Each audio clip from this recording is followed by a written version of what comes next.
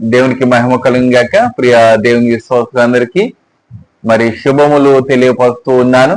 మీ అందరు బాగున్నారండి? మీ అందరి కొరకు మేము ప్రార్థిస్తూ ఉన్నాము. అలాగనే మా కొరకు కూడా మీరు ప్రార్థిస్తున్నందుకు ప్రత్యేకంగా వందనాలు. మరి ఆయా స్థలాలకి మేము వాక్య పరిచర్యకి వెళ్తూ ఉన్నప్పుడు మరి ఎంతో మంది మమ్మల్ని కలుస్తూ ఉన్నారు. దాన్ని బట్టి మేము ఎంతగానో సంతోషిస్తూ ఉన్నాము. తల్లి గారు, అమ్మగారు, మరి ఇటువంటి ఆదరణ ఇంకను మా పట్ల మీరు జరిగించాలని ప్రభుపేట నేను వేడుకుంటూ ఉన్నాను. అలాగనే మరి ఈ యొక్క గడిచిన 2 దినాలు చక్కటి ఉద్యోగ సభలో మరి విజయవాడ ప్రాంతానికి దగ్గరలో ఒక ప్రాంతం ఉన్నదండి, చిన్నాయిపేట అని. ఆ ప్రాంతంలో సేవకులుగా ఉన్న జోసెఫ్ గారు చక్కగా మరి 3 దినాలు ఉద్యోగ సభలో ఆర్గనైజ్ చేస్తున్నారు. దేవుడు చక్కగా ఆ ప్రాంతాన్ని వాడుకుని ఉద్యోగముగా దేవుని యొక్క వాక్యము అక్కడ బయలుపరిచి ఉన్నాడు. దేవుని స్తోత్రము కలుగుగాక. ఆ 3 దినాలు ఎటువంటి వర్షపాతం లేదండి.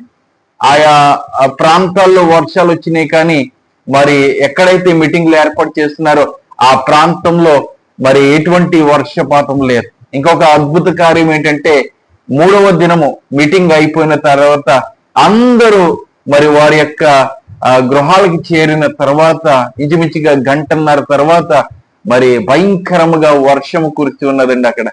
ఏమండి, మరి అక్కడ ఉన్న సేవకులు జోసెఫ్ గారు ఉపవాస ప్రార్థన ద్వారా మరి అక్కడ ఈ యొక్క కార్యక్రమంలో జరిగి ఉన్నాయి. మరి ఎంతగానో గణనీయంగా ఆ యొక్క ప్రాంతంలో జరిగినట్లుగా మేము చూస్తూ ఉన్నాం. మరి ఈ యొక్క దినమందు దేవుని యొక్క వాక్యము మనము ధ్యానం చేద్దాము. అలాగనే మరి ఆ యొక్క ఉద్యోగ సభల కొరకు కూడా మనము ప్రార్థించి ఉన్నాము. అలాగనే జరగబోతున్న మీటింగ్స్ కొరకు కూడా మీరు ప్రార్థించండి. మరి ఆయా ప్రాంతాలకి వెళ్ళబోచు ఉన్నాం. మరి ఎన్నో ఆత్మలను వెలిగించబోచు ఉన్నాము కనుక మా కొరకు మా యొక్క ప్రయాణ కాలమందు దేవుడు సహాయం చేసేలాగా మనము ప్రార్థన చేసుకుందాం. ఈ యొక్క సమయమందు ఈ యొక్క దినము కొరకు, ఈ యొక్క దినమందు మనకి దేవుడిస్తున్న ఆ యొక్క వాక్యము కొరకు మనము ప్రార్థన చేద్దాం. పరిశుద్ధుడ ప్రేమల తండ్రి, కృపల దేవస్థాయి నీకు వందనాలు. ఈ దినమందు ప్రభువా నీ యొక్క వాక్యం ద్వారా మా యొక్క హృదయాలతో మీరు మాట్లాడి నాయనా మరి నీకు చేరువుగా మేము జీవించడానికి సహాయం చేస్తారని యేసు నామములో వేడుకుంటున్నాం తండ్రి, ఆమేన్. ప్రియదేవుని బిడ్డలారా, ఈ యొక్క నేటి దినము వాక్యాంశము దేవుని దినాన్ని సృష్టికర్తను తెలియజేస్తున్నది. దేవుని స్తోత్రము కలుగుగాక. దేవుని యొక్క దినము అనగా మరి విశ్రాంతి దినమని, అలాగనే ఆయన పరిశుద్ధపరిచి ఉన్నాడని, దానిని ఆశీర్వదించి ఉన్నాడని మనము ఇదివరకే మరి కొన్ని దినముల ముందర మనము తెలుసుకుని ఉన్నాం. అయితే ఈ దినము ఆ యొక్క సృష్టికర్తను తెలియజేస్తూ ఉన్నదండి. మిగతా దినాలు దేవుణ్ణి తెలియజేయట్లేదా అంటే అవి కూడా దేవుని తెలియజేస్తున్నాయి. ఎందుకంటే ఈ లోకాన్ని ఆయన యొక్క నోటి మాట ద్వారా ఆయన సృజించి ఉన్నాడు. ఏమండి, జంతువులు రమ్మంటే జంతువులు వచ్చి ఉన్నాయి, మొక్కలు మొలవాలంటే మొక్కలు మొలిచి ఉన్నాయి, సముద్రము ఒక ప్రక్కకు వెళ్ళిపోవాలంటే ఆ జలములు కూడా దేవుని యొక్క మాటను అంగీకరించి ఉన్నాయి. ఇవన్నీ మరి మొక్కలు కానీ, ఈ యొక్క సముద్రము కానీ, ఈ యొక్క మానవులు కానీ ప్రతిదీ దేవుని యొక్క స్వరూపముగా మరి ఒక సాక్షిగా మనకి మన యొక్క కళ్ళ ఎదుట కనబడుతూ ఉన్నాయి. దేవుని స్తోత్రము కలుగుగాక. ప్రియదేవుని బిడ్డలారా, ఆయన చేసిన మహత్కార్యములు మనం చూసుకున్నట్లయితే ఈ యొక్క దినము మనకి సరిపోదు. ఏమండి, ఒక భక్తుడు అంటూ ఉన్నాడు, సముద్రం అంతా సిరాయి కూడా సరిపోదంట. ఆయన చేసిన అద్భుత కార్యములు ఈ యొక్క గ్రంథంలో మనము పట్టించినట్లయితే ఈ గ్రంథాలు కూడా మనము మోయలేని పరిస్థితి. ఎందుకంటే ఆయన చేసిన అద్భుత కార్యములు అటువంటివి. అవన్నీ యొక్క గ్రంథంలో పొందుపరుచున్నట్లయితే మనం యొక్క గ్రంథాన్ని మనం మోయలేమండి, మనం మోయలేము.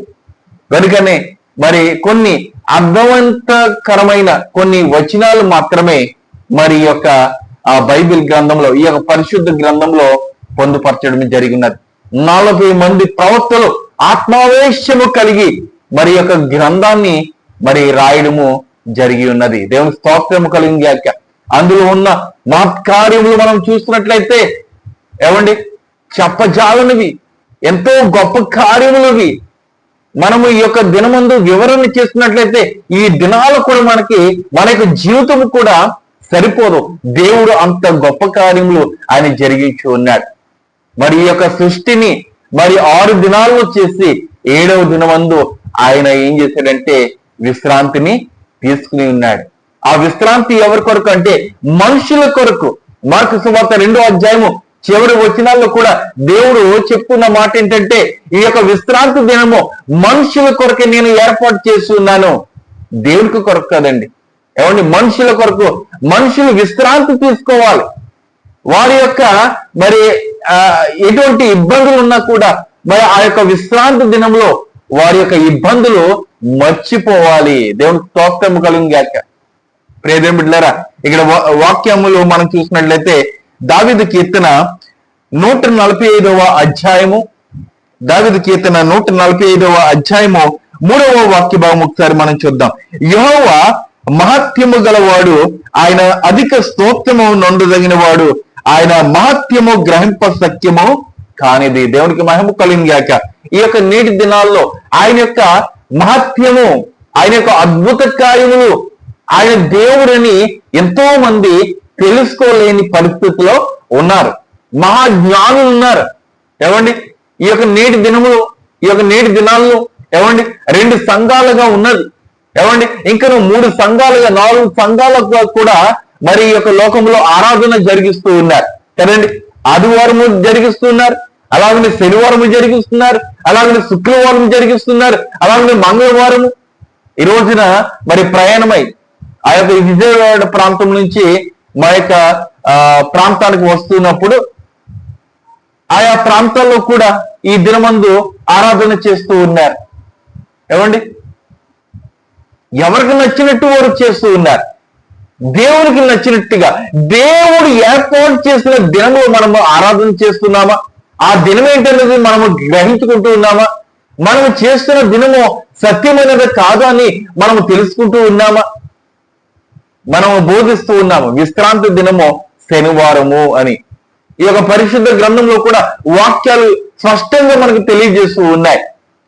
విశ్రాంతి దినానికి ప్రాముఖ్యంగా ప్రభువుల వారు ఉన్నారని ఈ యొక్క వాక్యములు కూడా తెలియజేస్తూ ఉన్నాయి. విశ్రాంతిని ఆయన సమాధిలో ఉండి కూడా ఆయన తీసుకున్నట్లుగా మనకి తెలియజేస్తూ ఉన్నాయి. ఇంతగా దేవుని యొక్క వాక్యంలో మనకి తెలియజేస్తుంటే మనము లోకానుసారముగా లోక మర్యాద చెప్పున మనం ఎందుకని నడుస్తూ ఉన్నాం? ప్రియ దేవుని బిడ్డలారా, గ్రహించే శక్తి లేదా మనకి?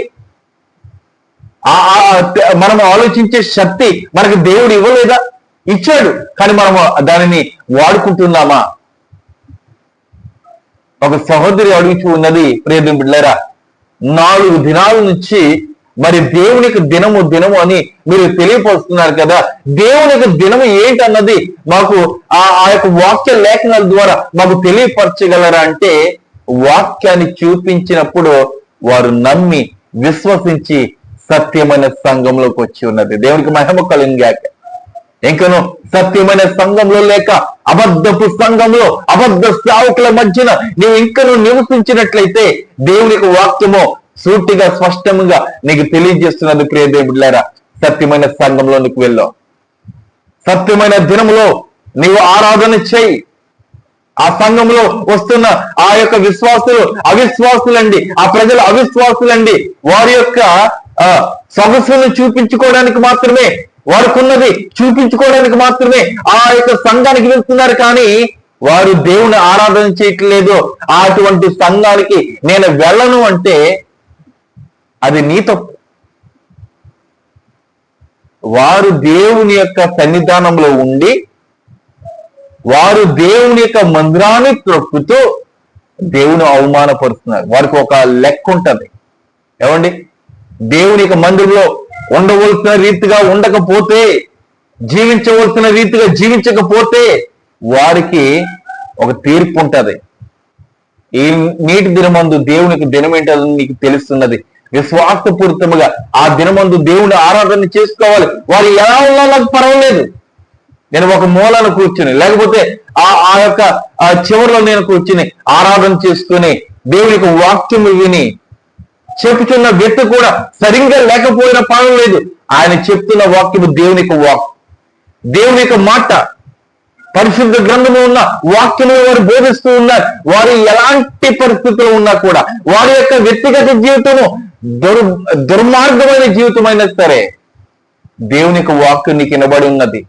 ఆ వాక్యాన్ని బట్టే నీవు నడుచుకోవాలి. కానీ అతను ఇలా ఉన్నాడు, అతను ఇలా ఉండి బోధిస్తూ ఉన్నాడు, అతను బట్టి నేను నమ్మను, అతను బట్టి నేను దేవునికి మందిరానికి వెళ్ళను అని ఒక ఆలోచన కాదు. కానీ నీకున్న విశ్వాసాన్ని బట్టి ఆ యొక్క మందిరంలో ఎక్కడో చోటన కూర్చుని దేవుని యొక్క వాక్యం విని ఆరాధన చేస్తూ, ప్రార్థనలు ఏకీవిస్తూ, ప్రార్థన చేసుకుంటూ నీ కుటుంబానికి వెళ్తే అని చెప్పిన మాట ఏంటండి? ఆ 7వ దినము ఆశీర్వదించాను, దానిని పరిశుద్ధపరిచాను అంటూ ఉన్నాడు. ఆ పరిశుద్ధమైన ఆశీర్వాదములో నీ మీద దేవుడు ఉదయింపచేస్తాడు. దేవుని స్తోత్రము కలుగుగా. ఈ నేటి దినమందు నీవు నమ్మినట్లయితే దేవుని మందిరానికి వెళ్ళి, సత్యమైన మందిరానికి వెళ్ళి. మా మందిరంలో గొప్ప ఆరాధన జరుగుతున్నదండి, ఆర్భాటంతో ఉన్నదండి. సేవకులు గంభీరమైన వర్తమానం ఇస్తూ ఉన్నారండి. ఈ మందిరం విడిచిపెట్టి ఆ మందిరానికి నేను ఎలా వెళ్ళగలను అంటే దేవుని వాక్యం కూడా తెలియజేస్తున్నది.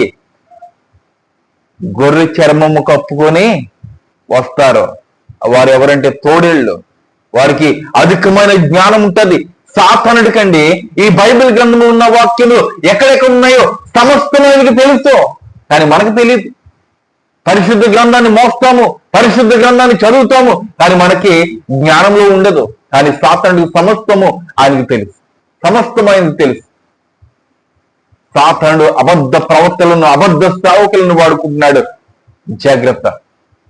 ఆ యొక్క అబద్ధ సేవకుల్లో, ఆ యొక్క కబంధ హస్తాల్లో నీవు చిక్కుపోకుండా జాగ్రత్త పడము. ఈ యొక్క నేటి దినమందే దేవుని యొక్క వాక్యము నీకు స్పష్టంగా వినబడి ఉన్నది, స్పష్టంగా వినబడి ఉన్నది.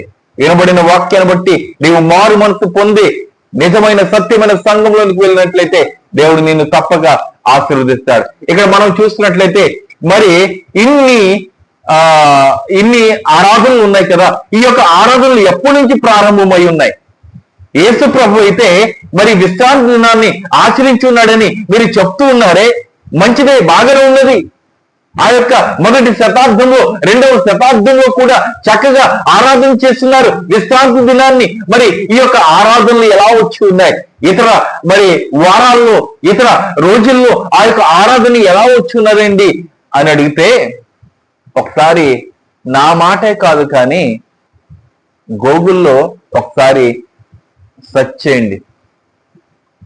శాబత్ని అనగా విశ్రాంతి దినాన్ని ఎవరు మార్చారు, ఏ సంవత్సరంలో మార్చారు, ఏ విధముగా మార్చారు అన్నది మరి ఆ యొక్క గూగుల్లో సెర్చ్ చేయండి. గూగుల్లో సెర్చ్ చేసినప్పుడు దాని ద్వారా అయినా మీ మనోనేత్రములో తెరవబడాలని ప్రభు పేరట నేను బ్రతమాలుకుంటూ ఉన్నాను. ఏమండి, ఎక్కువగా మనము గూగుల్ని వాడతాం కదా. ఏమండి, గూగుల్ని వాడతాం కాబట్టి ఎక్కడికి వెళ్ళినా, ఏ ప్రాంతానికి వెళ్ళినా, ఏమండి విజయవాడ ప్రాంతానికి ఆ యొక్క ప్రాంతానికి వెళ్ళడానికి కూడా నేను గూగుల్లో వాడాను. ప్రతి దానికి మనము గూగుల్ వాడుతున్నాం కదా. అలాగనే ఈ యొక్క ఒక్క ప్రశ్న కొరకు ఒక్కసారి నీ ఫోన్ తెరిచి ఆ గూగుల్లో సెర్చ్ చేయి. శాబత్ని ఎవరు చేంజ్ చేశారు, ఎవరు మార్చారు, ఏ సంవత్సరంలో మార్చారు? 321వ సంవత్సరంలో కాన్స్టెంట్ రోమన్ చక్రవర్తి ఈ యొక్క శాబత్ని మార్చేశాడు. ఆ యొక్క రోజు నుంచి మార్చడం ద్వారా ఆ యొక్క ఆరాధన ఎక్కడికి వెళ్ళిపోయినదంటే సండేకి వెళ్ళిపోయినది. కనుక ఇవన్నీ మనం జ్ఞాపకం చేసుకోవాలి. ప్రియ దేవుని విశ్వాసులారా, ఏదో గుడ్డెద్ది చేలోబడినట్లుగా విశ్వాసి అలా పడిపోకూడదు. జాగ్రత్తగా ఆచితూచి మనము ప్రతి అడుగు వెయ్యాలి. సొలొమోను రాజు కూడా ఇదిగో ఇంత రాజ్యం ఇచ్చి ఉన్నాడు, నేను నా యొక్క జ్ఞానం బట్టి నేను పరిపాలించేస్తున్నాడా? లేదు. దేవాని యొక్క జ్ఞానము నాకు కావాలి. ఐశ్వర్యం వద్దు, బంగ్లాలు వద్దు, ధనం వద్దు, నాకేం వద్దు, కానీ నీ యొక్క జ్ఞానము నాకు కావాలి ప్రభు అని అడిగినప్పుడు పరలోక జ్ఞానం ఇచ్చి ఉన్నాడు. దేవుడి యొక్క నేటి దినాల్లో మనకి జ్ఞానం ఇవ్వలేడా? అంతటి అసమర్థుడే మన దేవుడు. మనం అసమర్థులమి అంటే మనము దేవుని యొక్క సన్నిధానంలో నిలబడి ఒక్క నిమిషము నిలబడి ప్రార్థన చేయకపోవడము ద్వారా మనకి ఎటువంటి జ్ఞానము రావటం లేదు.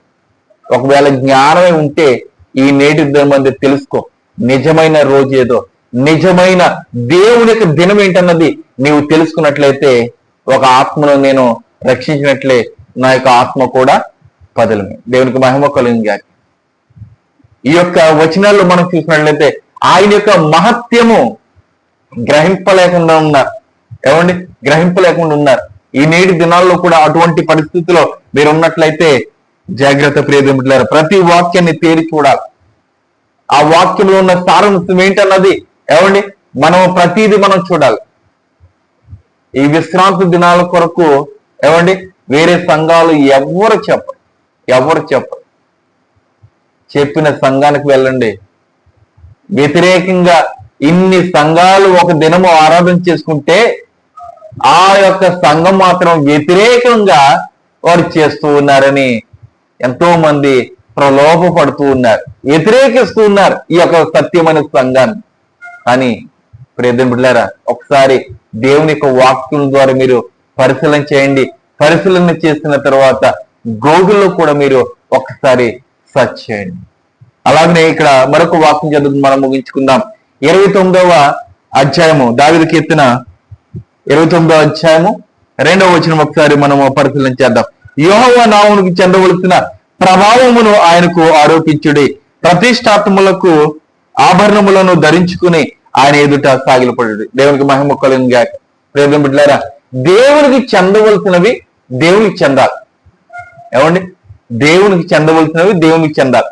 మానవులకు చెందవలసినవి స్పష్టంగా వారు చెందుతున్నాయి దేవుని యొక్క ప్రేమను బట్టి, కనికరం బట్టి. ఏమండి, ఈ రోజు మనం ఊపిరి పీల్చుకుంటున్నామంటే ఒకసారి మనం ఊపిరి పీల్చుకోకుండా ఈ గాలిని దేవుడు బంధించేస్తే, ఒకవేళ మనం చూడకుండా ఈ యొక్క వెలుగుని దేవుడు బంధించేస్తే ఆయన బంధించగలడు. ఏమండి, ఎందుకంటే ఈ యొక్క సృష్టి దేవునికి మాట వింటున్నది, కానీ దేవుడు చేసిన మనుషుడు మాత్రమో దేవునికి మాట వింటలేదు. ఎంతటి అవమానం అండి దేవునికి. వ్యతిరేకముగా దేవుడు మనము తన్నుచున్నాం, మనము దేవునికి మాట వినటం లేదు. దేవునికి మాట విని దేవునికి మాట ప్రకారముగా ఆయనకి చెందవలసిన ప్రతి ప్రభావమును మనము చేయాలి. ఏమండి, విగ్రహాలకు కాదు. నేను దారి పొడుగున నేను చూస్తే ఏమండి మేరీ విగ్రహాలు ఉన్నాయి, యేసుక్రీస్తు విగ్రహాలు ఉన్నాయి. ఏమండి, పేతురు యొక్క విగ్రహాలు, యోహాను యొక్క విగ్రహాలు, ఆ విగ్రహాలు ఎదుట ఏమండి పూజలు చేస్తూ ఉన్నారు, దండలు వేస్తున్నారు, అంటుపొళ్ళు పెడుతున్నారు, ఏమండి అగరబత్తులు పెడుతూ ఉన్నారు. ఇవంతయు 321వ సంవత్సరం నుంచి బయలుపడ్డాయి ఈ యొక్క భూమి మీద. ఏమండి, మనుషులు ఇవన్నీ ఏర్పాటు చేసుకున్నారు. మొదటి ఆజ్ఞ ఏంటి మనకి? భూమి పైనను భూమి క్రిందైనను దేనిని మనము పూజింపకూడదు, దానికి సాగిలపడకూడదు. కానీ మనము ఈ యొక్క నేటి దినాల్లో ఏం చేస్తున్నాం? ఆ బొమ్మలో ఏదో ఉన్నది. గడిచిన వాక్యంలో కూడా మనము తెలియపరుచుకున్నాము కదా, మనము గుమ్మాల మీద దేవుని యొక్క వాక్యములు మనము చెక్కుకోవాలంటే అండి, మన యొక్క గోడల మీద దేవుని యొక్క వాక్యము మనం పెట్టుకోవాలి. ఆ యేసుక్రీస్తు బొమ్మ కానీ మరియమ్మ బొమ్మ కానీ అది కాదు, అందులో ఏమీ లేదు. దేవుని యొక్క వాక్యము మనం పెట్టుకున్నట్లయితే ఎవరైనా ఆ దినమందు లేదంటే ఆ సమయంలో ఏమండి శ్రమలో ఉన్నప్పుడు ఆ వాక్యం చూసినప్పుడు కొండల తట్టు నేను కళ్ళెత్తుచున్నాను, నాకు సహాయము ఎక్కడి నుండి వచ్చును, యెహోవా నాకు సహాయము చేయనని దావీదు భక్తుడు సెలవిచ్చినట్లుగా ఆ వాక్యము ఆ గోడ మీద కనబడి ఉన్నదనుకోండి, తెలియని వ్యక్తి, దేవుని యొక్క వాక్యము తెలియని వ్యక్తి ఆ వాక్యం చూసినప్పుడు అవునేమో, నిజముగా ఆ దేవుడు గొప్పవాడేమో, ఆ గొప్ప దేవుడు ఇలాగిన సహాయం చేయగలడేమో, అయితే ఆ దేవుని నేను కూడా నమ్ముకోవాలి, నా యొక్క శక్తంతయు ఆయనకి నేను సమర్పించుకోవాలని ఒక ఆలోచన మరి వస్తూ ఉంటారు. కనుక ఇవన్నీ దేవునికి చెందవలసిన ప్రభావములు. దేవునికి మహిమ కలుగును గాక. వీటిలో ఏవైనాను నీవు ఆఫ్ చేస్తున్నట్లయితే, అభ్యంతరపరుస్తున్నట్లయితే, ఓ సేవకుడా సేవకురాల ఇతర సంఘాల్లో ఉండి, ఇతర రోజుల్లో ఆరాధనలో ఉండి దేవుని యొక్క దినమందు ఆరాధన చేయకుండా నీవు ఉన్నట్లయితే గొప్ప శ్రమను నీవు ఎదుర్కోబోతూ ఉన్నా. ఏ దినమైతే ఏంటిలేండి, దేవుడికే కదా ఆరాధన చేసేది. మరి ఆ దినమే పరిశుద్ధపరిచాడు, ఆశీర్వదించాడు. ఇతర దినాలని దేవుడు ఏం చేశాడు? ఇది మంచిది అన్నాడు, కానీ దాన్ని ఆశీర్వదించలేదు, పరిశుద్ధపరచలేదు. కానీ ఒక్క దినము మాత్రమే దేవుడు ఏం చేశాడు? ఆశీర్వదించాడు, దాన్ని పరిశుద్ధపరిచాడు. కనుక ఆ దినములోనే మనము దేవునికి ఆరాధన చేసినట్లయితే గొప్ప కార్యములు మన యొక్క కుటుంబంలో దేవుడు జరిగిస్తాడు. దేవునికి మహిమ కలుగుగాక. ప్రార్థన చేసుకుందాం.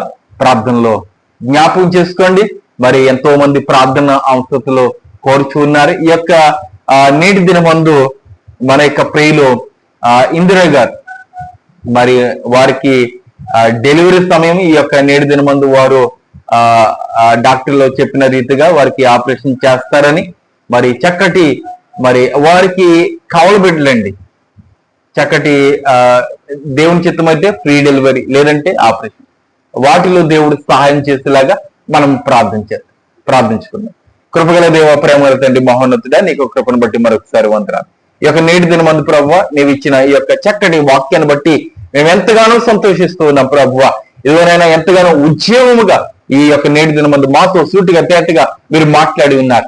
ఇదిగో ప్రభువా, నీవు మాట్లాడిన ప్రకారముగా నీవు చెప్పిన ఆ యొక్క దినములోనే దేవుణ్ణి నిన్ను ఆరాధన చేసే బాధ్యత, యోగ్యత మాకు అనుగ్రహించండి. మాకు సమయం ఉన్నా లేకపోయినా కూడా ప్రభువా, ఆ దినమందు ప్రభువా నైనా మరి మోకరించి మేము ప్రార్థన చేసుకుని ప్రభా నీ యొక్క సన్నిధానంలో ఎవరు ఎలా ఉన్నా కూడా ప్రభువా, మేమైతే పరిశుద్ధముగా నీ యొక్క సన్నిధానంకి వచ్చి మా పాపములన్నీ ఒప్పుకుని ప్రభువా నీ సన్నిధానంలో మా యొక్క హృదయాన్ని కొమ్మరించుకునే యోగ్యత మాకు అనుగ్రహిస్తూ నడిచి ఉన్నాం. ఈ యొక్క నేటి దినమందు ఈ యొక్క వాక్యము ప్రభు ప్రతి హృదయానికి తట్టి నైనా నాటింప చేసి నైనా వారు చక్కటి ప్రతిఫలాలు పొందుకోవడానికి సహాయం చేయండి. అలాగే ప్రభు ప్రాముఖ్యంగా సహోదరి ఇందిరా గారి కొరకు ప్రార్థిస్తూ ఉన్నా.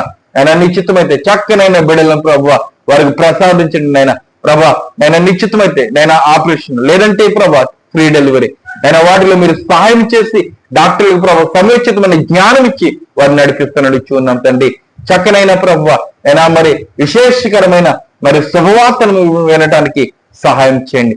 అలాగే ప్రభు ఆయా ప్రాంతాల్లో జరగబోచున్న మీటింగ్స్ లో కూడా మీరు తోడు ఉండండి, సహాయం చేయండి. ఆయా సేవకులను కూడా మీరు అయినా మరి త్వరపెట్టి ఆ యొక్క మీటింగ్లకు ప్రభు మీరు నడిపిస్తూ ఉన్నాం. అలాగే తండ్రి నిశ్చితమైతే ఎవరైతే ఈ యొక్క ప్రార్థనలు ఎక్కిస్తున్నారో, ఎవరైతే నైనా ఈ యొక్క వాక్య పరిచయం ప్రభు ఇంకా ముందుకు సాగిస్తున్నారు, ప్రతి ఒక్కరిని దీవించండి నైనా.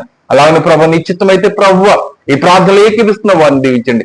గర్భఫలం ఉంటున్న వారిని బట్టి నీకు వందాలు ప్రభా, గర్భ కొరకు ఎదురు చూస్తున్న వారిని బట్టి నీకు వందాలు తండ్రి. దూరదేశంలో ఉన్న వారిని బట్టి నీకు స్తోత్రములు తండ్రి. ఉద్యోగం కొరకు ఎదురు చూస్తున్న వారిని బట్టి నీకు వందా, వివాహం కొరకు ఎదురు చూస్తున్న వారిని బట్టి నీకు వందా ప్రభా. ప్రతి ఒక్కరిని దీవించి ఆశీర్వదించి నీ కృపను బట్టి వారిని బలపరుస్తారని నజరుడైన యేసు నామములో ఈ కొద్ది విన్నపంలో అడిగి పెట్టుకుంటున్నాము తండ్రి, ఆమేన్. అందరికీ వందనాలు, శుభదినము. దేవుడు మిమ్మలను ఈ యొక్క వాక్యం ద్వారా దీవించి ఆశీర్వదించిన గాక, ఆమేన్.